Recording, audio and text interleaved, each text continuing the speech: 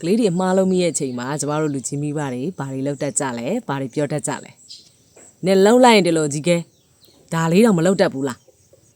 ငါပြောတာတေချာနားမထောင်ဘူးဒီလိုစကားတွေကကလေးတွေအမှားကိုဖြည့်ရှင်းပေးတာမဟုတ်ပါဘူးအပြစ်တင်နေတာဖြစ်ပါတယ်ဂိုက်လို့တယ်ဆိုတာကကလေးရဲ့အမှားကိုကြည့်ပြီးတော့နောက်တစ်ခါဒီထက်ပိုကောင်းအောင်လမ်းညွှန်ပေးတာကူညီပေးတာဖြစ်ပါတယ်ဥမာနေနဲ့ကလေးတယောက်ကအိမ်စားမလုပ်ဘူးဆိုပါစို့နင်ပြင်းလို့မလုပ်တာပေါ့ကိုယ့်လုပ်ကိုမလေးစားဘူးဒါပေမဲ့လမ်းညွှန်တဲ့ပုံစံကတော့ဘာလို့မပြီးသေးတာလဲဘယ်နေရာမှာအဆင်မပြေတာရှိတာလဲသင်ချပု္ပ္ပစာတွေမတွက်တတ်ဘူးလားမနေ့ပြန်မှာဒီထက်ပိုကောင်းအောင်ဘာတွေလုပ်ကြမလဲ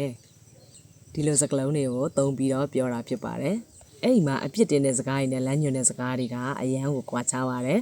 အမြဲတမ်းအပြစ်တင်ခံနေရတဲ့ကလေးတွေကအမကိုဝန်မခံကြကြဘူးလိန်ပြောတတ်လာကြတယ်လမ်းညွှန်ပြီးခံရတဲ့ကလေးတွေကအမကနေတင်ပြီးတော့ပြင်တတ်လာကြတယ်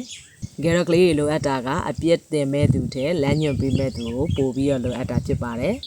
ကဲဒါဆိုရင်တော့ကလေးတွေအမားလုံးမိတဲ့အခါမှာအပြစ်တင်မိနေတာလားလမ်းညွှန်နေမိတာလားဆိုတာကိုတော့ပြန်ပြီးတော့စဉ်းစားသုံးသပ်ဖို့လိုပါတယ်ဒီအကြောင်းအရာလေးကိုဘယ်လိုထင်ကြပါသလဲ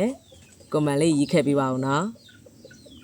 ဒီဗီဒီယိုလေးကိုဆုံးဖြတ်ကြည့်ရှုပေးရတဲ့ကြောင့်အားလုံးကိုကျေးဇူးတင်ပါတယ်